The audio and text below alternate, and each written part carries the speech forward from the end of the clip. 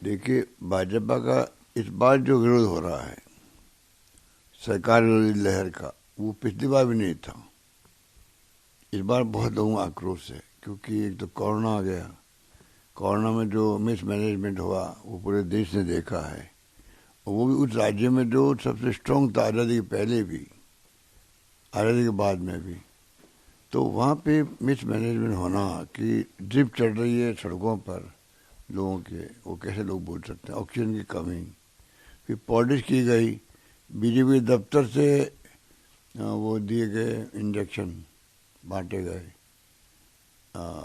तो मैं समझता हूँ कि जो कुछ भी हुआ, मोरबी में भी घटना हुई, हमने सिंपल मांग करी थी कि आप कम से कम निष्पक्ष जांच करवा दो हाई कोर्ट के सिटिंग जज से, रिटायर्ड जज से। कुछ मांग नहीं करी, हमने आरोप भी नहीं लगाए। उसके बावजूद भी कोई जांच नहीं है। गुजरात हाईकोर्ट ने खुद ने संज्ञान लिया है, ये नौबत क्यों आई। अगर जांच होती है, दोषी पाए जाते हैं, सजा मिलती है, तो फ्यूचर के अंदर लोग डरते हैं कोई लापरवाही करने से। ये तो था। और अभी नकली शराब से लोग मर गए, 70 लोग मर गए। वहाँ 135 लोग मरे, यहाँ 70 लोग मरे। क्या सरकार की चिंता नहीं होनी चाहिए? तो अब क्या कहें, जब पूरी सगा बदल दी यहाँ पर, हिंदुस्तान के इतिहास में कभी नहीं हुआ, तो ऐसा क्यों किया? तो ये जो गिमिश करके राजनीति कर रहे हैं, ये अब चलने वाले नहीं, लोग समझ गए। और आप देखेंगे कि चौंकाने वाले परिणाम भी आ सकते हैं। ये कहा जा रहा है कि और इसकी जगह आम आदमी पार्टी ले रही है। आम आदमी पार्टी को कितना बड़ा थ्रेट मानते हैं आप, खास करके गुजरात में, क्योंकि कहा जा रहा है कि वो आप ही का वोट बैंक काटेगी। आप पार्टी खुद गायब हो रही है। आप बताइए, इनको कोई पूछे हिमाचल प्रदेश के अंदर, पंजाब का लगता हुआ राज्य है, चुनाव जीतते ही वहाँ पे उन्होंने कैंपेन शुरू कर दिया, गुजरात की तरह ही रोड शो करना, मीटिंग करना, वादे करना वहाँ की पब्लिक से, बहुत हाई पिच पे ले गए थे। कोई केजरीवाल को पूछे, अचानक चुनाव चलते हुए आपने पूरा कैंपेन विड्रॉ कैसे कर लिया? पूरा कैंपेन विड्रॉ ही कर लिया, वहाँ पर ऑफिशियल बंद कर दिए, खाली उम्मीदवार खड़े रहे वहाँ पर। तो इनका क्या भरोसा कि कोई कारण से यहाँ ये खुद ही अपना विड्रॉ कर जाए।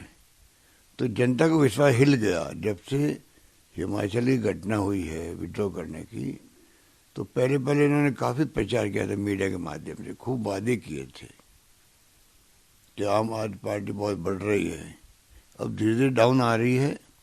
और दूसरा, हिमाचल के अंदर आपने विड्रॉ क्यों किया? किसको फ़ायदा पहुंचाना था आपको? कहीं बीजेपी की मिली भगत तो नहीं है? तो ये अब जो है इनकी क्रेडिबिलिटी बहुत कम हो गई गुजरात के अंदर भी। और वो जो वोट का पहले जो डिवीज़न की बात थी, चाहे वो कांग्रेस की बात भी करते थे, शहरों में बीजेपी की बात भी करते थे। तो मुझे लगता है कि अब ये अब काफ़ी डाउन आ गया, अब इनका ज़्यादा ऑरा ख़त्म हो गया। ये जो हर जगह जाके फ्री की चीज़ें बांटने की बात, चाहे वो फ्री बिजली की बात करें, बाकी फोन पानी के बिल वगैरह विड्रॉ करने की बात करें, आपको लगता है कि गुजरात की जनता इस झांसे में आएगी? क्योंकि आप पहले भी गुजरात के प्रभारी रह चुके हैं, आप इस राज्य को बखूबी जानते हैं। देखिए, गुजराती स्वाभिमानी लोग हैं, आर्थिक रूप से संपन्न भी रहे हैं, समाज में अलग प्रतिष्ठा उनकी, गांधी का ये प्रदेश है। तो मैं नहीं मानता कि वो इन बातों में आएंगे। और फिर मान लीजिए करना ही है, तो आप मैनिफेस्टो में लिखो कोई हमने वादे कर रहे पब्लिक से कि जो हालात है, ये राहुल गांधी जी की यात्रा चल रही है, क्या मुद्दे हैं? भयंकर महंगाई देश के अंदर है, लोग त्रस्त है उससे, बेरोजगारी हदें पार कर चुकी है, हर परिवार में टेंशन है, हर नौजवान के माँ बाप भी दुखी है, पता नहीं बच्चा पढ़ लग जाएगा क्या होगा बाद में। तो एक वो इश्यू बहुत बड़ा बन गया देश के अंदर। और देश में तनाव की राजनीति हो रही है, पत्रकार, साहित्यकार, लेखक भी जेल जा रहे हैं। असहमति व्यक्त करो, आलोचना इनको सहन नहीं होती है सरकार को, वो देशद्रोही राजद्रोही हो गए। तो ये राजनीति का खात्मा करना चाहते राहुल गांधी जी, इसलिए उन्होंने कहा शांति सद्भावना राजनीति हो, हिंसा का स्थान नहीं होना चाहिए। क्या कारण है अशोक जी कि अभी तक आपका शीख गुजरात में कैंपेन करने नहीं आया? 10 दिन बच गए इलेक्शन को, आज राहुल गांधी पहली बार आ रहे हैं। लोग पूछ रहे हैं कि क्या आपको अपने शीर्ष नेतृत्व पे कैंपेनिंग के लिए भरोसा नहीं है? क्योंकि एक तरफ आप देख रहे हैं कि अमित शाह और मोदी लगातार राज्य में बने हुए हैं। वो तो घबराए हुए हैं, वो घबराए हुए हैं। इसलिए प्रधानमंत्री मोदी जी जब से चुनाव जीतते हैं यूपी का, दूसरे दिन से आने लग गया वीकली, अमित शाह जी आने लग गए। इसका मतलब उनको लगता है सफाया हो रहा है कहीं बीजेपी का। हर वीकली आना प्रधानमंत्री का क्या मायने रखता, आने की जरूरत नहीं है। प्रधानमंत्री का पद इतना बड़ा होता है, और गुजरात के गुजरात के प्राइम मिनिस्टर हमारे हैं, उनका नाम ही बहुत बड़ा है। वो आके क्यों बार बार यहाँ पर लोगों को संदेश देने का प्रयास कर रहे हैं, क्या जरूरत है? तो ये बताता है कि उनकी हालत बहुत बहुत ही कमज़ोर है। इसलिए अमित शाह जी ने और मोदी जी ने डेरा डाल रखा है गुजरात के अंदर। हमें जरूरत नहीं है। राहुल गांधी जी यात्रा में है। यात्रा क्यों है? खाली वो जो रूट पे चल रहे हैं उनके लिए नहीं है। यात्रा पूरे हर देश के सब राज्यों के लिए है, सब राज्यों के लिए है। उसमें गुजरात भी आता है। गुजरात भी गांव में और घर तक बात पहुंच गई है कि राहुल गांधी के मुद्दे क्या देश के लिए। बोलते रहते हैं, ट्वीट करते रहते हैं, वही काम आएंगे हमारे। फिजिकली आना उनका संभव नहीं था, क्योंकि वो यात्रा को बहुत ही रिलीजियसली और सेंटिटी के साथ में पूरा करना चाहते हैं। इसलिए वो मतलब यात्रा को प्रायोरिटी दे रहे। दिल्ली भी नहीं आ रहे वो, तो यात्रा को प्रायोरिटी दे रहे हो, पर यात्रा का मैसेज तो है ना गुजरात के अंदर, तो वही है। अब जो आ रहे हैं तो आप देख रहे हैं कि वो अपनी बात कहेंगे कल आज। अशोक जी, बयान कुछ आपके यहाँ के राज्य के नेता दे रहे हैं जो कह रहे हैं कि Muslims will save the party, Muslims will save the country. एक आपके एमएलए ये कह रहे हैं कि मुस्लिम्स की कोई हिंदू के लिए कोई डिस्पेंसरी उनके इलाके में नहीं खुलेगी। इस तरह के बयानबाजी को आप किस तरह से देखते हैं? देखिए, मैं नहीं मानता था कोई बयान दे सकता है। मेरा मानना है कि क्या संदर्भ था, लोकल क्या स्थिति थी, लोकल लोग डिमांड क्या थी लोगों की, किस लिए कोई बात क्या कमेंट किए होंगे। कोई कह सकता है हिंदुस्तानी इस प्रकार से कोई कौम के बारे में? पर उनकी वीडियो हर जगह पे है, और ये वीडियो के बाद आप जानते हैं कि उसको भी तो टेम्परिंग कर देते हैं। कोई हिंदुस्तानी नहीं कह सकता है, चाहे मुस्लिम हो चाहे हिंदू हो, कोई एक कौम एक धर्म के लोग अकेले कुछ नहीं कर सकते। देश को बनाना है तो सभी जाति सभी धर्म के लोग, सभी भाषा बोलने वाले लोगों को साथ आना पड़ेगा। आज देखिए 70 साल से देश एक रहा, अखंड रहा। इंदिरा गांधी जी ने अपनी जान दे दी, पर खालिस्तान नहीं बनने दिया। कोई कम बात थी क्या? राजीव गांधी शहीद हो गए देश के लिए। तो एक आपके हमारे देखते हुए इतिहास है देश का, त्याग का, बलिदान का। आज़ादी के पहले का भी है, आज़ादी के बाद का भी है। इसलिए ये जो वायरल करते हैं या कोई लोग भ्रमित करने का प्रयास करते हैं, लोग भ्रमित होने वाले नहीं हैं।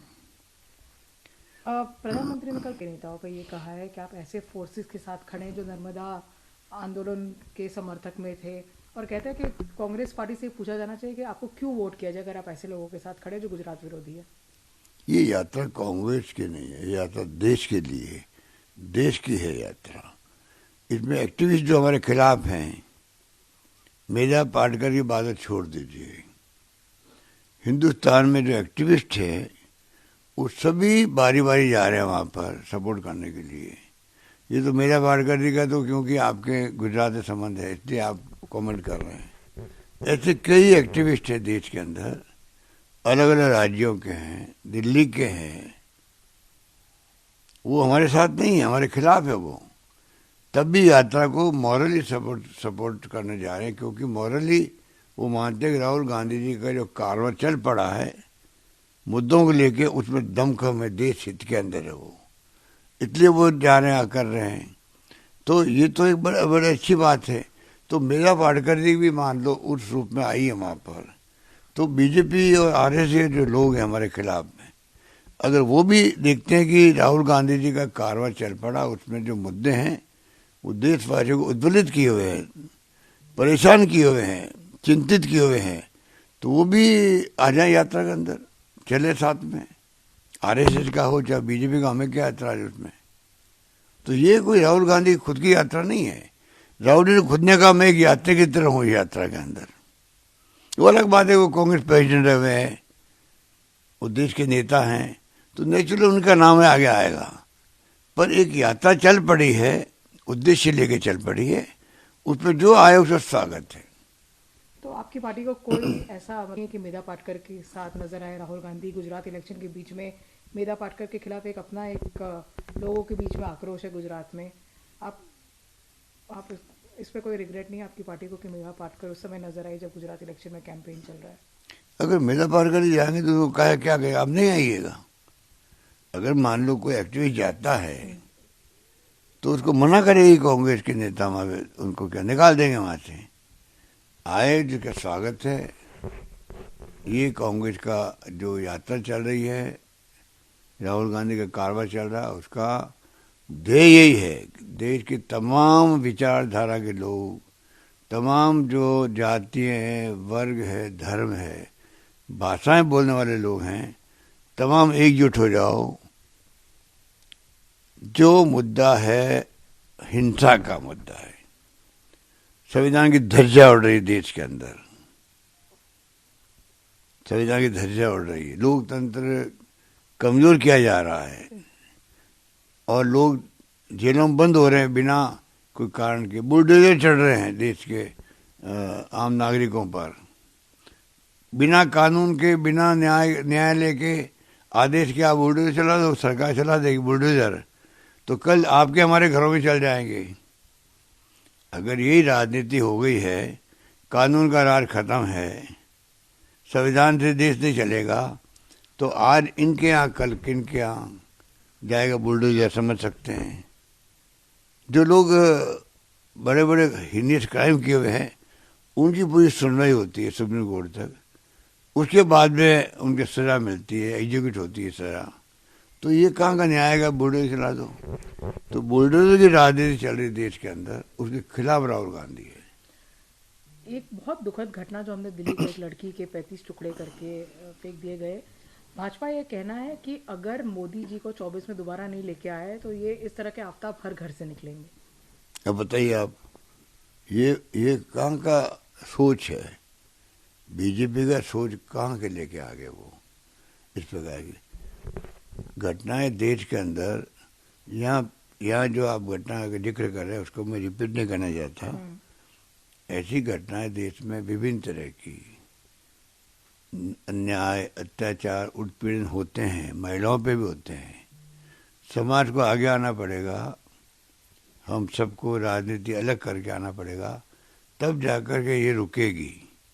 रेप होते बच्चियों के, आप हम सब देखते हैं, गैंग रेप हो जाते हैं, मतलब जो हो रहा है, पेपर लीक होते हैं। कौन लोग, बाहर के लोग थोड़े आए हुए हैं, हिंदुस्तानी है वो। तो ये तमाम जब तक समाज में बदलाव नहीं आएगा तब तक संभव नहीं रोकना। बदलाव लाने के लिए सब पार्टियों को एक होना चाहिए।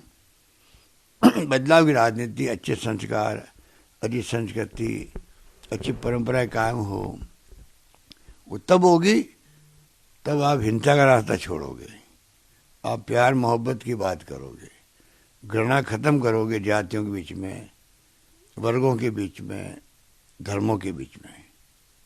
क्या आप ये मानते हैं कि लव जिहाद एक रियलिटी? ये घटना है, घटना दुर्घटना है। ये तो नाम दे दिए गए हैं, नाम दे दिए गए हैं, जुमले कर दिए गए हैं, जुमले कर दिए गए हैं।